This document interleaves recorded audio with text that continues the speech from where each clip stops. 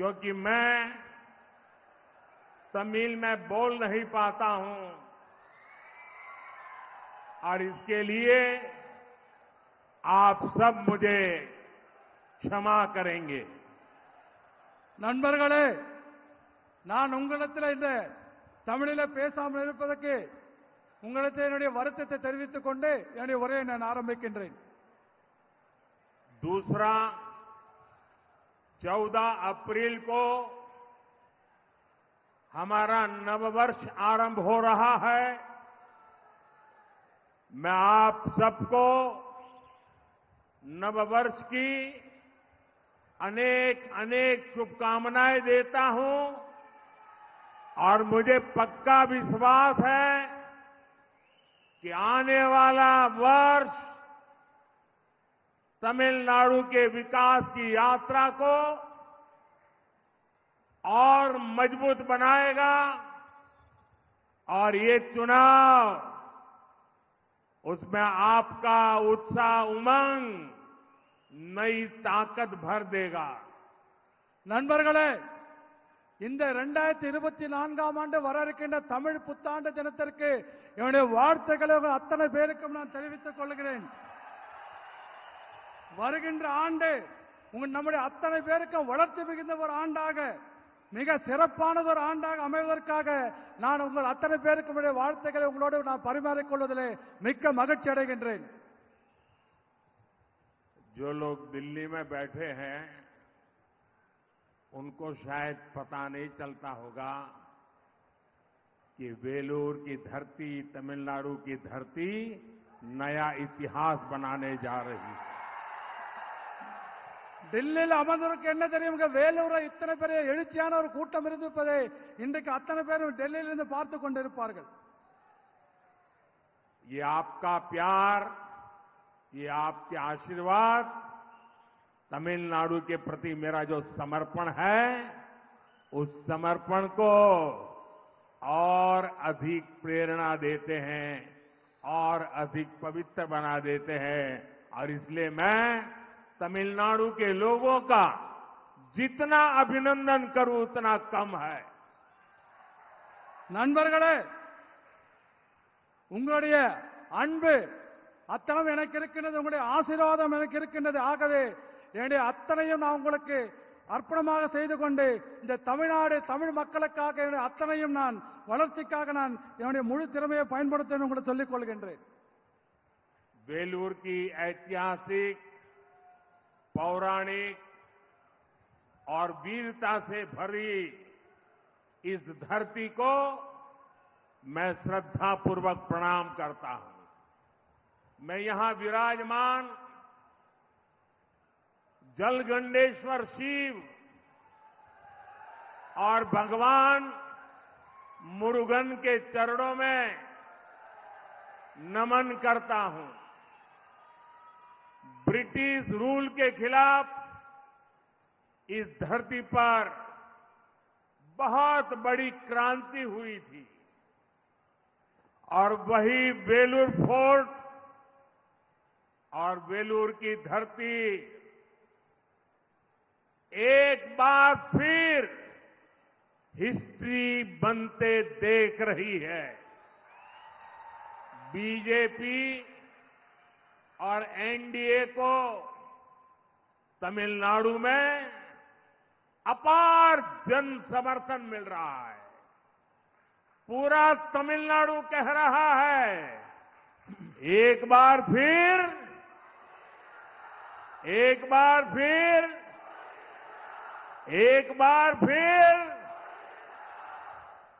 நண்பர்களே, இந்த வரலாற்று சிறப்புமிக்க இந்த மிக பழமையான இந்த வேலூர் நகரத்திலே, அதுவும் துணிச்சலுக்கு பெயர் போன, வீரத்திற்கு பெயர் போன இந்த வேலூர் நகரத்திலே நான் தலைவணங்கி உங்கள் அத்தனை பேருக்கும் வணக்கத்தை தெரிவித்துக் கொள்கின்றேன்.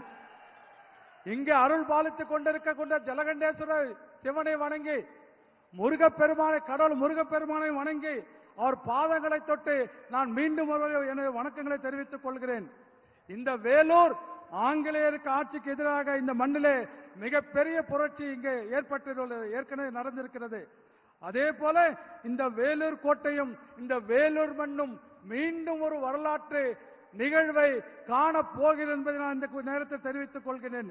தமிழகத்தில் பாரதிய ஜனதா கட்சிக்கும் தேசிய ஜனநாயக கூட்டணிக்கும் மக்கள் ஆதரவு பெருகி வந்து கொண்டிருக்கின்றது. ஆகவே ஒட்டுமொத்த தமிழகம் இன்றைக்கு சொல்லிக் கொண்டிருக்கிறது, மீண்டும் மோடி அரசு, மீண்டும் மோடி அரசு, மீண்டும்.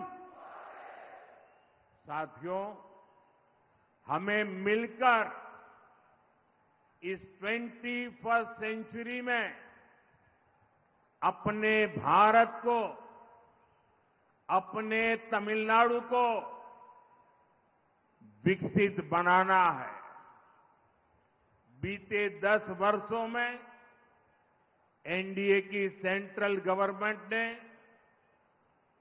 डेवलप भारत की फाउंडेशन तैयार की है।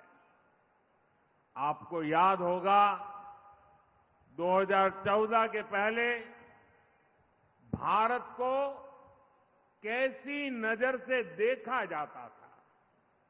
हमारी इकोनॉमी वीक थी, देश में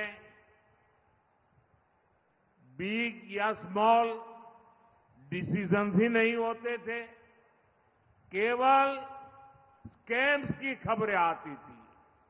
जब भी अखबार खोलो स्कैम, जब भी नेता का नाम सुनो स्कैम। भारत के बारे में कहा जाता था कि भारत की इकोनॉमी कभी भी फेल हो सकती है, हिंदुस्तान इकोनॉमिकली डूब जाएगा, ऐसा कहा जाता था। நண்பர்களே, இந்த 21வது நூற்றாண்டிலே நாம் இந்தியாவையும் நம் தமிழகத்தையும் அத்தனை பேரை ஒன்றிணைந்து வளர்க்க வேண்டும். அது மட்டுமல்ல, கடந்த 10 ஆண்டுகளிலே மத்தியில் ஆண்டு கொண்டிருக்கின்ற தேசிய ஜனநாயக கூட்டணி அரசானது நல்ல ஒரு இந்தியாவுக்கான அடித்தளத்தை தயார் செய்து வைத்திருக்கின்றது. ஆனால் 2014ஆம் ஆண்டிற்கு முன்பாக இந்தியா எப்படி இருந்தது நம் அத்தனை பேருக்கும் தெரியும். உலகத்தில் மிகவும் பொருளாதாரத்தில் மிகவும் பலவீனமான ஒரு நாடாக நாம் இருந்து கொண்டிருந்தது. அது மட்டுமல்ல, அந்த 2014 ஆண்டுக்கு முன்பாக மிகப்பெரிய முடிவுகள் இந்த நாட்டில் எதுவும் எடுக்கப்படாமல் இந்த ஆட்சி நடந்து கொண்டிருந்தது. ஆனால் இந்தியாவை பற்றி எங்கு பார்த்தாலும் உலகத்தில் என்ன செய்தி வரும் தெரியுமா? மோசடிகள், இந்தியாவில் நடக்கிற மோசடிகள், இந்தியாவில் நடக்கின்ற ஊழல்கள், இது பற்றி மட்டுமே நமக்கு செய்திகள் வந்து கொண்டிருக்கின்றது. ஆனால் அது மட்டுமல்ல, இந்தியாவுடைய பொருளாதாரம் என்றைக்கு வீழ்ச்சியடையும் என்று உலக நாடுகள் முழுவதும் பேசப்பட்டு வந்திருக்கிற நிலையிலே இதற்கு முன்பாக இருந்த அரசாங்கம் செய்து வந்தது. वही भारत आज दुनिया की एक ताकत बनकर के उभर रहा है और मुझे खुशी है कि इसमें तमिलनाडु की बड़ी भूमिका रही है। भारत को स्पेस सेक्टर में आगे ले जाने में तमिलनाडु का बहुत बड़ा कंट्रीब्यूशन रहा है। भारत को मैन्युफैक्चरिंग में आगे ले जाने में तमिलनाडु का हार्ड वर्क रहा है। मुझे विश्वास है तमिलनाडु में बन रहा डिफेंस कॉरिडोर इस राज्य को नई ऊंचाई पर ले जाएगा। तमिलनाडु के युवाओं के टैलेंट ने भारत के इकोसिस्टम को भी मजबूती दी है। இந்தியா இன்றைக்கு உலகத்தில் வல்லரசாக மாறி வந்து கொண்டிருக்கின்றது. அது மட்டுமல்ல, மேலும் தமிழகம் இதற்காக வல்லரசாக மாறுவதில் தமிழகத்தின் பங்கு மிகப்பெரிய பங்காக இருப்பது எனக்கு பெரிய மகிழ்ச்சி அளிக்கின்றது. விண்வெளி துறையிலே இந்தியாவை முன்னெடுத்துக் கொண்டு செல்வதிலே தமிழகம் மிகப்பெரிய பங்கை வகித்து வந்து கொண்டிருக்கின்றது. உற்பத்தியிலே இந்தியாவை முன்னோக்கி கொண்டு செல்வதிலே தமிழகம் மிக கடுமையாக உழைத்துக் கொண்டிருக்கின்றது பெரியோர்களே. அதே போல தமிழகத்தில் அமைந்திருக்கின்ற ராணுவ பாதுகாப்பு உற்பத்தி மையங்கள், அதன் மூலமாக பாதுகாப்பு துறையிலே உற்பத்தி செய்வதன் மூலமாக, தளவாடங்கள் உற்பத்தி செய்வதன் மூலமாக தமிழகத்தை மிகப்பெரிய ஒரு உச்சத்திற்கு கொண்டு செல்லும் என்று நான் மிகவும் நம்பிக்கையோடு இருந்து கொண்டிருக்கின்றேன். அதே போல தமிழர்களுடைய திறமை இந்தியாவினுடைய இந்த அருமையான வளர்ந்து வருகிற சூழலுக்கு மேலும் வலுவை சேர்க்கின்ற வகையில் அமைந்திருப்பதிலே நான் மகிழ்ச்சி அடைகின்றேன். साथियों, एनडीए सरकार बेलूर के लोगों की एस्पिरेशंस को ध्यान में रखते हुए काम कर रही है। उड़ान स्कीम के तहत बन रहा बेलूर का एयरपोर्ट जल्द ही पूरा हो जाएगा। इससे बेलूर एयर कनेक्टिविटी के मैप पर आ जाएगा। इससे यहां पढ़ने वाले स्टूडेंट्स को भी बहुत हेल्प होगी। चेन्नई बेंगलुरु इंडस्ट्रियल कॉरिडोर भी बेलूर से होकर गुजर रहा है। इससे यहां की कनेक्टिविटी मॉडर्न होगी। 2014 के बाद से ही एनडीए सरकार ने इस क्षेत्र में रेलवे के विकास के लिए भी बहुत काम किया है। कई स्टेशनों पर रेलवे प्लेटफॉर्म की लंबाई भी बढ़ाई गई है ताकि ज्यादा लंबी ट्रेनें वहां रुक सके।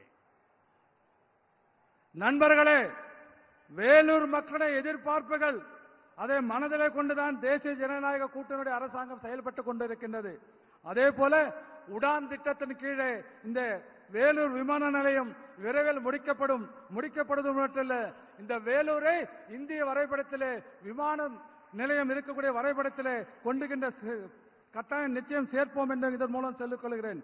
இதன் காரணமாக விமான நிலையம் இங்கு வந்தால் படிக்கின்ற மாணவர்களுக்கு இது மிகவும் உதவியாக இருக்கும் என்று நான் சொல்லிக்கொள்ள ஆசைப்படுகின்றேன். அதே போல சென்னை பெங்களூரு இருக்கின்ற தொழில் வழித்தடம் என்று சொல்லக்கூடிய இண்டஸ்ட்ரியல் கார்டு என்று சொல்லக்கூடிய தொழில் வழித்தடம் வேலூர் வழியாகத்தான் செல்லுகிறது. ஆகவே இதன் காரணமாக இது மிகவும் நவீனமயமான ஒரு ஊராக மாறிக்கொண்டிருக்கும் என்பதை நாம் கண்டுகொள்ள முடியும். 2014 முதல் தேசிய ஜனநாயக கூட்டணி அரசு இந்த பகுதியில் இருக்கிற ரயில்வே துறை மேம்பாட்டிற்காக பல்வேறு பணிகளை செய்திருக்கின்றோம். பல ரயில்வே நிலையங்களிலே பிளாட்பார்ம் என்று சொல்லக்கூடிய ரயில் நடைமேடைகள் நீளம் அதிகரிக்கப்பட்டுள்ளது. ஆகவே அதிதூர ரயில் வண்டிகள் இங்கே நிற்பதற்கு அது ஏதுவாக இருந்து கொண்டிருக்கின்றது. साथियों, तमिलनाडु के लिए एक डेवलप भारत का नेतृत्व करने का समय है, लेकिन डीएमके तमिलनाडु को पुरानी सोच में, पुरानी पॉलिटिक्स में फंसाकर रखना चाहती है। पूरी डीएमके एक फैमिली की कंपनी बनकर रह गई है। डीएमके की फैमिली पॉलिटिक्स की वजह से तमिलनाडु के यूथ को आगे बढ़ने का मौका नहीं मिल रहा है। डीएमके से चुनाव लड़ने और डीएमके में आगे बढ़ने के लिए 3 मेन क्राइटेरिया है, 3 मेन क्राइटेरिया है। First, family politics, second, corruption, third, anti Tamil culture. நண்பர்களே, வளர்ந்த இந்தியாவை வழிநடத்தும் தமிழகம் வழிநடத்தக்கூடிய ஒரு நேரம் இது. ஆனால் தமிழகத்தைச் சேர்ந்த திராவிட முன்னேற்ற கழகம் இன்னும் பழைய சிந்தனையில் இருந்து கொண்டிருக்கிறது மட்டுமல்ல, பழைய அரசியலை செய்து இதிலே நம் அத்தனை பேரும் இதிலே சிக்க வைக்க முயற்சி செய்து கொண்டிருக்கின்றது. ஒட்டுமொத்த திராவிட முன்னேற்ற திமுகவும் திமுக குடும்ப சொத்தாக நிறுவனமாக அது மாறிவிட்டது என்பதை நாம் புரிந்து கொள்ள வேண்டும். திமுகவுடைய குடும்ப அரசியல் காரணமாக தமிழக இளைஞர்கள் முன்னேற முடியாமல் இங்கே வாய்ப்பே இல்லை, முன்னேறதுக்கு வாய்ப்பே இல்லை என்பதை நான் சொல்லிக் கொள்கின்றேன். அதே போல திராவிட முன்னேற்ற கழகம் திமுக இருந்து நீங்கள் தேர்தலில் போட்டி போடணும்னு சொன்னா அதுல 3 விஷயம் திமுக முக்கியமா வச்சிருக்காங்க. ஒன்னு, நீங்க மிகப்பெரிய குடும்பத்திலிருந்து வந்திருக்க அரசியல் குடும்பத்தில் வந்திருக்கணும். 2வது, ஊழல் பண்ணணும். ஊழல் தான் மிகப்பெரிய அளவுகோல் உங்களுக்கு தெரிஞ்சிருக்கணும். அடுத்து 2வது. 3வது, தமிழை கலாச்சாரத்தை எதிர்க்க வேண்டும். இது 3ஐயும் வைத்துக் கொண்டு திராவிட முன்னேற்ற கழகம் தமிழகத்தை பின்னோக்கி அழைத்து சென்று கொண்டிருக்கிறது. करप्शन पर तो डीएमके ने पहला कॉपीराइट करवाया हुआ है। पूरी फैमिली मिलकर तमिलनाडु को लूटने का काम कर रही है। अभी खुलासा हुआ है कि सैंड स्मगलर्स ने 2 इयर्स में तमिलनाडु का 4600 करोड़ रुपीस का लॉस किया है। आप कल्पना करिए, पूरे तमिलनाडु में लूट का कितना बड़ा खेल चल रहा है। हम केंद्र सरकार से तमिलनाडु के लिए, विकास के लिए हजारों करोड़ रुपए भेजते हैं। ये पैसा भी डीएमके के करप्शन की भेंट चढ़ जाता है।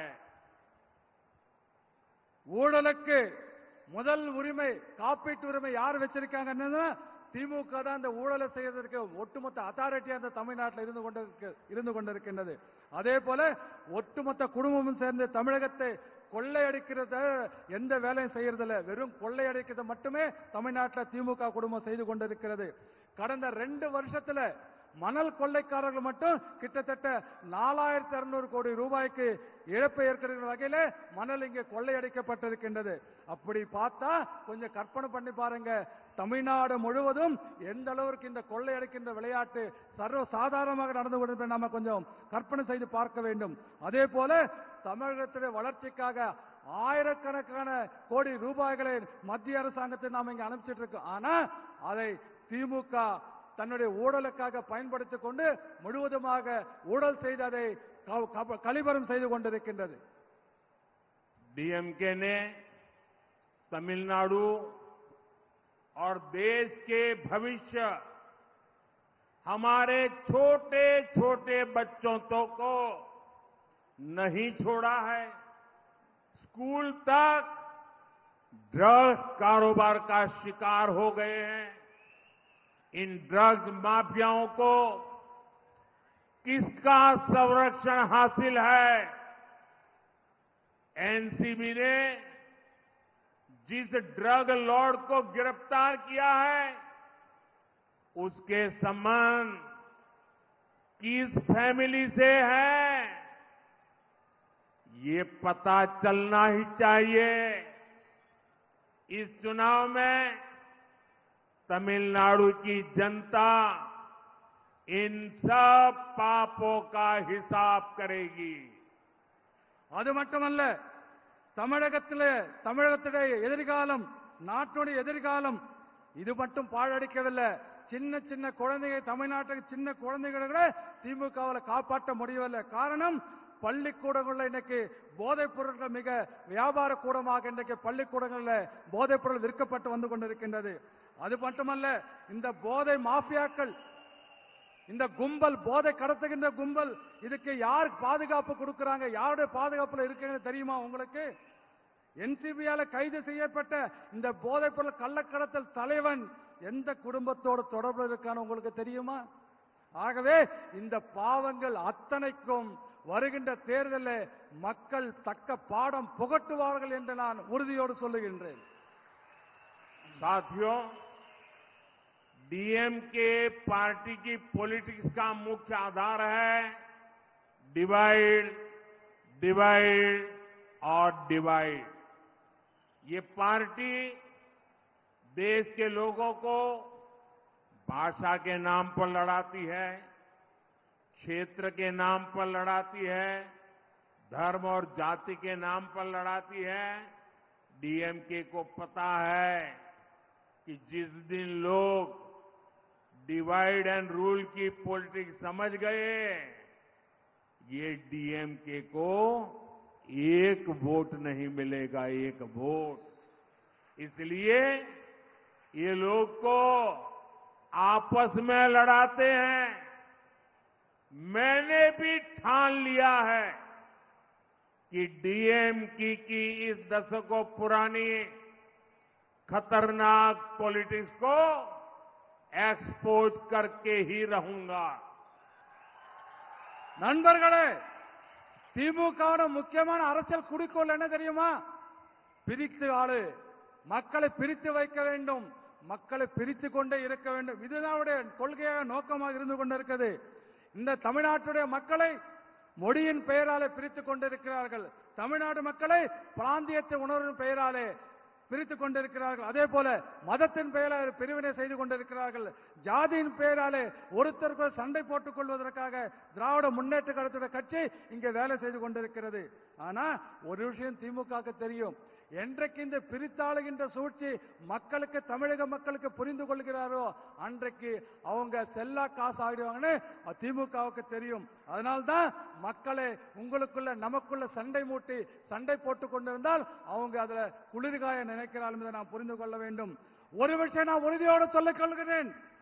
திமுக இந்த 50 ஆண்டு காலமாக என்னவெல்லாம் இந்த ஊழல்களை ஒரு மோசமான ஆபத்தான அரசியல் செய்து கொண்டிருக்கிறதோ அதை நான் தொடர்ந்து அம்பலப்படுத்துவதிலே நான் இன்றைக்கும் உறுதியோடு இருந்து கொண்டிருக்கிறேன் என்பதை நான் சொல்லிக் கொள்கின்றேன். काशी तमिल संगमम हो, सौराष्ट्र तमिल संगम हो, मेरा प्रयास होता है कि पूरा देश हमारी महान तमिल संस्कृति को जाने। और आज जब मैं वेलूर आया हूं तो मैं काशी का सांसद हूं। आप सबको कहता हूं, आप काशी आइए, मैं निमंत्रण देने आया हूं। काशी तमिल संगमम को और शानदार बनाइए। दूसरा, मैं गुजरात में पैदा हुआ हूं। यहां भी गुजरात के बहुत परिवार रहते हैं, सैकड़ों परिवार हैं यहां हमारे कच्छ के। मैं आपको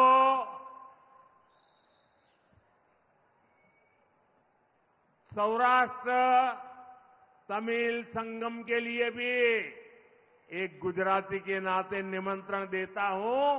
और जो यहां सौराष्ट्री तमिल है वो अपने गांव आए, अपनी कुलदेवता को दर्शन करे। ये हमेशा मेरा आपको निमंत्रण है।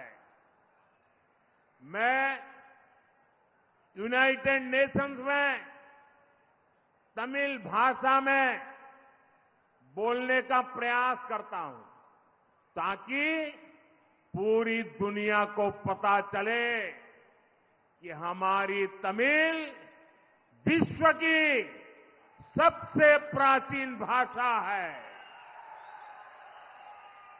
मेरे इन प्रयासों के बीच डीएमके की सच्चाई क्या है?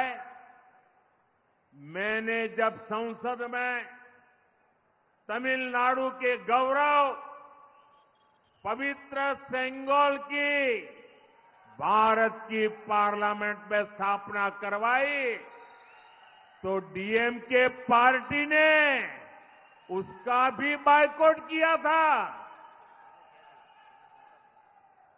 காசி தமிழ் சங்கம், அதே போல சௌராஷ்டிர தமிழ் சங்கம் எதுவாக இருந்தாலும் கூட நமது மகத்தான பண்பாட்டை இந்த நாடு முழுவதும் அறிய வேண்டும் என்பது எனது முயற்சியாக இருந்து கொண்டிருக்கிறது. நான் காசியினுடைய நாடாளுமன்ற உறுப்பினராக இங்க வந்திருக்கின்றேன். ஆகவே குஜராத்தில் கூட நான் இருந்திருக்கேன். இங்க குஜராத் மக்கள் நிறைய பேர் வந்திருக்கீங்க, எனக்கு தெரியும். ஆகவே அதற்காக சௌராஷ்டிரா தமிழ் சங்கம் என்று கூட நான் இங்க ஏற்பாடு செய்திருக்கின்றேன். அது மட்டுமல்ல, ஐக்கிய நாடுகள் சபையில, யுஎன் சபையில், ஐக்கிய நாடுகள் சபையிலே நான் தமிழ் மொழியிலே பேசுவதற்கு முயற்சி செய்து கொண்டிருக்கின்றேன். ஆனால் செய்வது மட்டுமல்ல, உலகத்திலேயே மிகவும் பழமையான மொழி தமிழ் மொழி என்பதை உலகம் முழுவதும் சொல்வதற்காக நான் முயற்சி செய்து கொண்டிருக்கின்றேன். ஆனால் என்னுடைய இந்த முயற்சிகளுக்கு திராவிட முன்னேற்ற கழகம் திமுக என்ன தெரியுமா, நிலைப்பாடு என்ன தெரியுமா? நாடாளுமன்றத்தில் தமிழகத்திலிருந்து வந்திருக்கக்கூடிய புனிதமான செங்கோலை நாடாளுமன்ற மைய மண்டபத்தில் நான் வைக்கின்ற பொழுது திராவிட முன்னேற்ற கழகம் அதை புறக்கணித்து என்பதை நீங்க இந்த திமுக புறக்கணிப்பதை நாம் புரிந்து கொள்ள வேண்டும். साथियों, कांग्रेस और डीएमके पार्टी के एक और पाखंड की चर्चा आज पूरा देश कर रहा है। जब कांग्रेस की सरकार थी तब कई दशक पहले इन लोगों ने कच्चा तीवू आइलैंड श्रीलंका को दे दिया। किस कैबिनेट में ये निर्णय हुआ, किसके फायदे के लिए फैसला हुआ, इस पर कांग्रेस की बोलती बंद है। बीते वर्षों में उस आइलैंड के पास जाने पर तमिलनाडु के हजारों मछुआरे गिरफ्तार हुए हैं। उनकी बोटें गिरफ्तार कर ली गई है।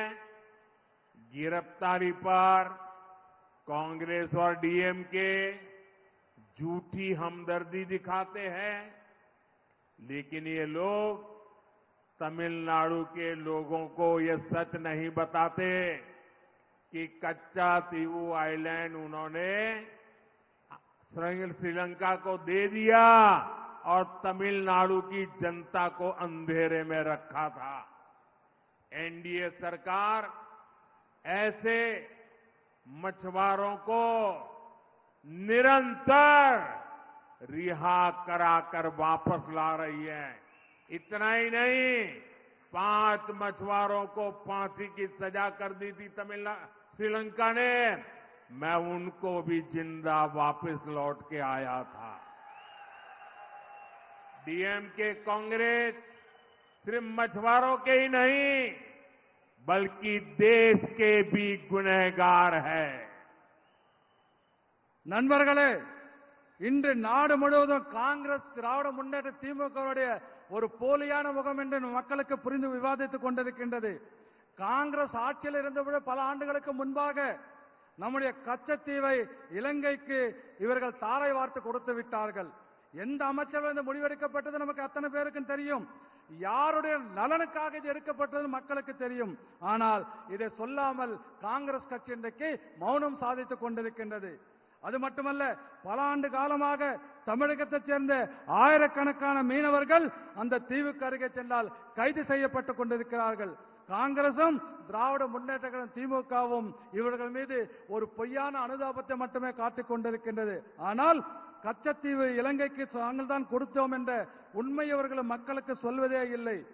இத்தகைய மீனவர்களை கடந்த 10 ஆண்டு காலமாக பல்வேறு முறையிலே தேசிய ஜனநாயக கூட்டணி அரசாங்கம் அவர்களை விடுவித்துக் கொண்டிருக்கின்றோம். அது மட்டுமல்ல, 5 பேர் தூக்கு தண்டனை பெற்ற 5 பேர் தமிழக மீனவர்களை நான் பொறுப்பேற்றுக் கொண்ட பிறகு இலங்கையில் இருந்து அவர்களுக்கு தண்டனை ரத்து செய்து அழைத்து நான் இங்கு வந்திருக்கிறேன் என்பதும் நீங்கள் புரிந்து கொள்ள வேண்டும். அது ஆகவே திமுகவும் காங்கிரசும் மீனவர்களுக்கு மட்டுமல்ல இந்த தமிழ்நாட்டிற்கு துரோகம் செய்தவர்கள் என்பதை நாம் புரிந்து கொள்ள வேண்டும். साथियों, मेरे मन में बेलूर के लिए हमेशा से एक विशेष श्रद्धा रही है। जब मैं गुजरात का सीएम था तब भी मैं श्रीपुरम नारायणी मंदिर यानी गोल्डन टेम्पल आया था। तमिलनाडु तो शक्ति की उपासना करने वाले लोगों की धरती है, लेकिन इंडी अलायंस के लोग इसी शक्ति का भी अपमान करते हैं। आपको याद होगा कांग्रेस के युवराज ने क्या कहा है, हिंदू धर्म में जो शक्ति है वो उस शक्ति का विनाश करेंगे। यही मानसिकता डीएमके की भी है। ये लोग एक सनातन के विनाश की बात करते हैं, राम मंदिर का बहिष्कार करते हैं। நண்பர்களே, வேலூர் மீது எனக்கு எப்போதும் ஒரு தனியான ஒரு மரியாதை இருந்து கொண்டிருக்கிறது. ஏனென்று சொன்னால், நான் குஜராத்தில் முதலமைச்சராக இருந்த பொழுது இங்கு இருக்கக்கூடிய ஸ்ரீபுரம் நாராயண கோயிலுக்கு தங்க பொற்கோயிலுக்கு நான் வருகை தந்திருக்கின்றேன். தமிழ்நாடு பெண் சக்தியை வழிபடுகின்ற, பெண் சக்தியை ஆராதிக்கின்ற ஒரு மண்ணாக இந்த மண் தமிழக மக்கள் இருந்து கொண்டிருக்கிறார்கள். ஆனால் இந்தி கூட்டணி மக்கள், இந்து கூட்டணியை சேர்ந்தவர்கள் இதை பெண்களை மதிப்பது மட்டுமல்ல அவமதித்துக் கொண்டிருக்கிறார் என்பதை நாம் புரிந்து கொள்ள வேண்டும். இந்து மதத்தில் இருக்கின்ற பெண் சக்தியை நான் அழிப்பேன் என்று இந்த காங்கிரஸ் கட்சியோட இளவரசர் ராகுல் காந்தி இந்து தர்மத்தை அழிப்பேன், இந்த சக்தியை அழிப்பேன் என்று சொன்னது உங்கள் அத்தனை பேருக்கும் நினைவிருக்கலாம். திமுக மட்டும் ஒன்றும் சரியில்லை, திமுகவுக்கும் அதே மனநிலை தான் உங்களுக்கு. சனாதனத்தை அழிப்பேன் ஒருத்தன் பேசுறான், அதே போல ராமர் கோயிலை புறக்கணிப்போம் என்று அவர்கள் பேசிக் கொண்டிருக்கிறார்கள். डीएमके और इंडी गठबंधन महिलाओं के अपमान में भी पीछे नहीं है। इन्होंने अम्मा जयललिता के साथ कितना गलत व्यवहार किया था, आज भी डीएमके नेता महिलाओं के अपमान में कैसी कैसी भाषा बोलते हैं, ये तो यही वेलूर के लोगों ने ही देखा है।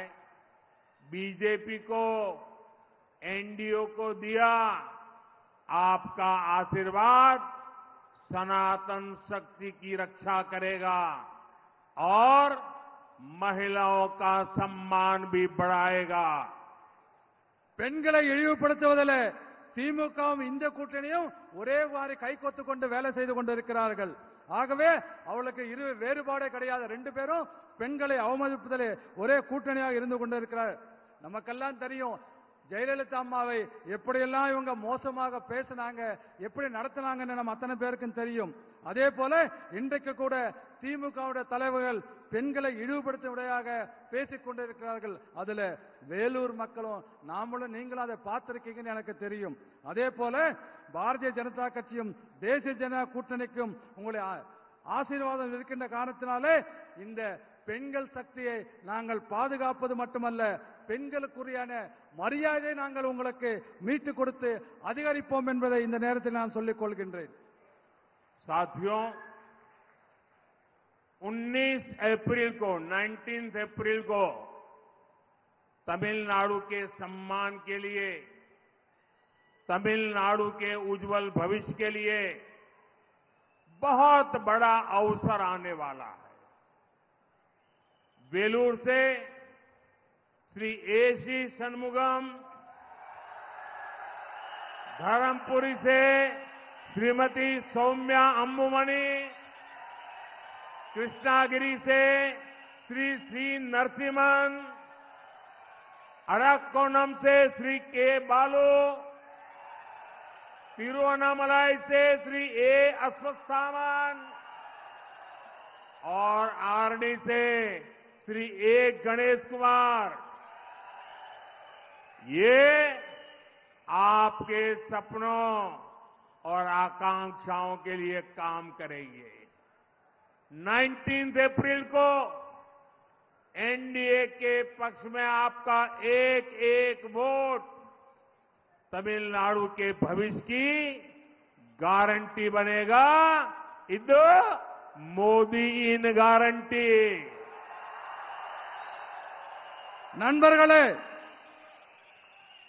நண்பர்களே, வருகின்ற ஏப்ரல் 19ஆம் தேதி தமிழகத்துடைய மானத்தை காப்பாற்றுவதற்கும் தமிழகத்துடைய எதிர்காலத்தை நாம் காப்பதற்கும் நமக்கு அருமையான ஒரு வாய்ப்பு வந்திருக்கின்றது.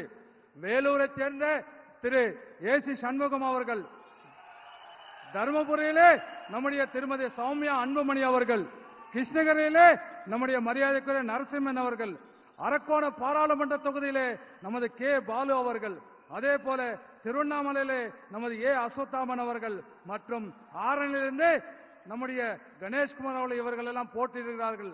இவர்கள் அத்தனை பேரும் வெற்றி பெற்றால் உங்களுக்கு நமக்கெல்லாம் என்ன கனவு இருக்கிறதோ, உங்களுக்கு கனவு இருக்கிறதோ அந்த கனவுகளை நிறைவேற்றுவது மட்டுமல்ல, நம்முடைய தேவைகளை பூர்த்தி செய்வதற்காக தொடர்ந்து வேலை செய்வோம் என்று நான் சொல்லிக் கொள்கின்றேன். ஆகவே ஏப்ரல் 19ஆம் தேதி தேசிய ஜனநாயக கூட்டணிக்கு ஆதரவாக நீங்கள் அளிக்கின்ற ஒவ்வொரு வாக்கும் தமிழகத்தின் எதிர்காலத்திற்கு உத்தரவாதம் இருக்கும் மட்டும் என்பதை நான் மோடியின் உத்தரவாதமாக நான் சொல்லிக் கொள்கிறேன், மோடியின் கேரண்டியாக சொல்லிக் கொள்கின்றேன். देखिए, मैं आपका परिचय करवा रहा हूं और मुझे वहां एक बाल प्रभु राम के वेश में उसके दर्शन हो रहे हैं। मैं आपको ये भी बताना चाहूंगा कि मेरे भाषण,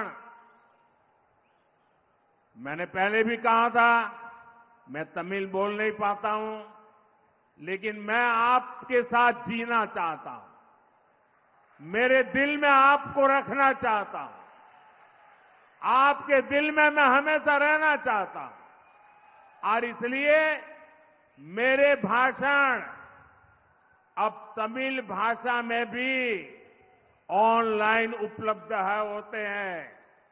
आप सोशल मीडिया एक्स पर नमो इन तमिल, NAMO, नमो इन तमिल को फॉलो करिए। आप मुझे तमिल भाषा में सुन पाएंगे। ये टेक्नोलॉजी का मैं उपयोग कर रहा हूं।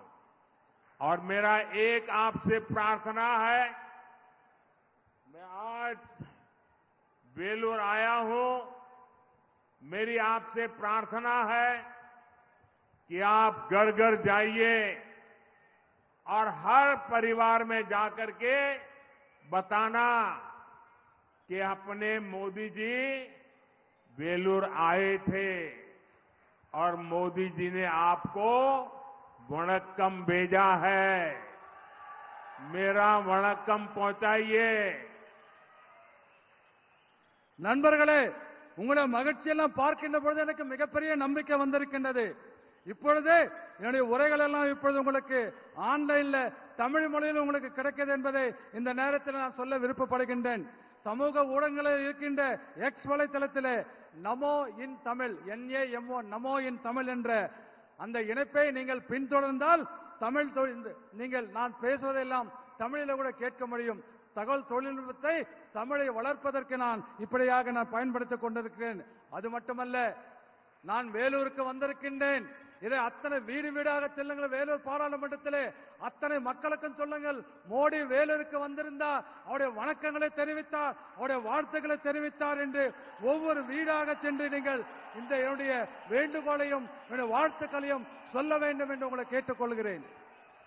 आप सबका इतनी बड़ी विशाल संख्या में हमें आशीर्वाद देने के लिए आए, मैं आपका हृदय से बहुत बहुत धन्यवाद करता हूं।